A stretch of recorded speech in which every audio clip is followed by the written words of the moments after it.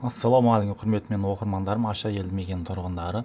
Наурыздың толық нұсқасын мен ВКонтактіге салып қойдым, сол жерден көрсеңіздер болады.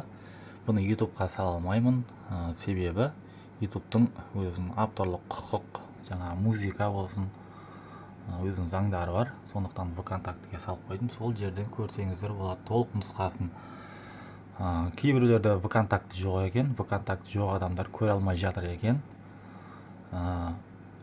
Бұны жаңа сілтемені мен бірінші комментарийға қоятын болам, сол жерден ашып көрсеңіздер болады. Тоқтап қалады, өйткені үлкен форматта тоқтап қалады. ВКонтактіден